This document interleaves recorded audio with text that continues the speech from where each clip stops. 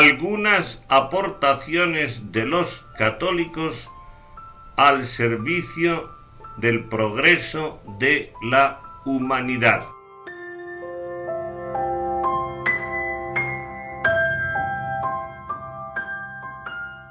Giovanni Battista Morgagni, 1682-1771.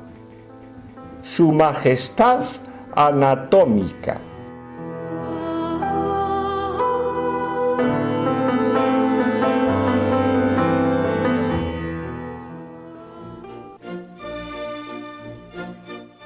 A pesar de que la anatomía se había convertido en el eje del desarrollo científico de la medicina en los siglos XVI y XVII, es ya a partir del siglo XVI cuando se hizo más frecuente la práctica de la disección de los cadáveres para enseñanza de la anatomía en medicina y con fines legales, especialmente a raíz de las aportaciones de Andrés Vesalio, 1514-1564, que fundó una nueva anatomía descriptiva humana con su obra publicada en Basilea en 1543 y titulada 7 libros sobre la estructura del cuerpo humano.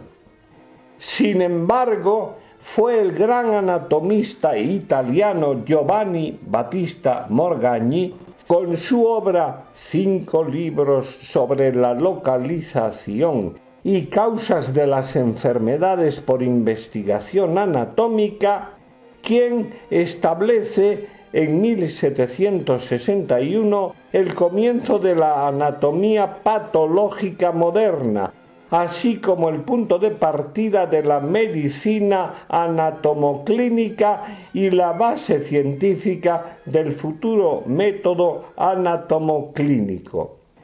Giovanni Battista Morgagni, a quien el claustro de estudiantes alemanes de la Universidad de Padua le otorgara el título de príncipe de los anatomistas de toda Europa, nació en Forlì, en la Romaña, el año de 1682.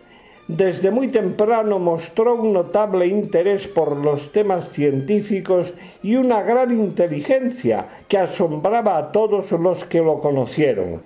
Una vez realizados sus estudios elementales y preparatorios, se matriculó en 1698 a los 16 años en la Facultad de Medicina de la Universidad de Bolonia, en lo que entonces eran estados pontificios, que en esa época era considerada como una de las mejores del continente europeo.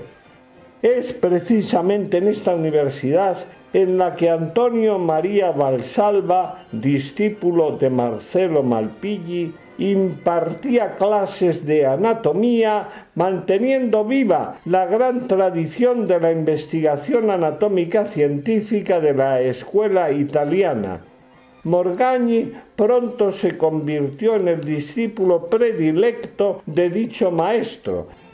En 1701 se graduó como doctor en medicina y en 1706 entregó a la imprenta su primera obra de anatomía humana, que tituló en latín Adversaria Anatomica Prima, en la que, siguiendo la línea de su maestro Valsalva, se ocupaba en forma preeminente de la estructura anatómica de la laringe.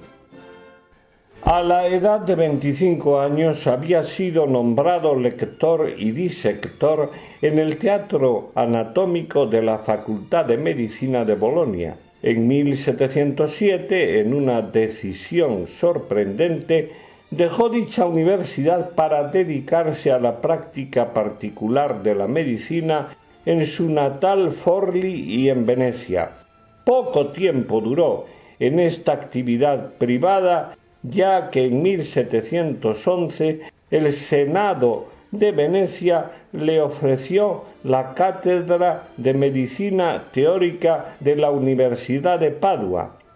En 1715 se le otorgó el nombramiento de profesor de anatomía, cátedra que Morgagni conservó hasta su muerte. Si bien es cierto que a Morgagni se le recuerda más por ser el fundador de la anatomía patológica y de la medicina anatomoclínica, hay que señalar que también realizó importantes descubrimientos en el campo de la anatomía humana normal.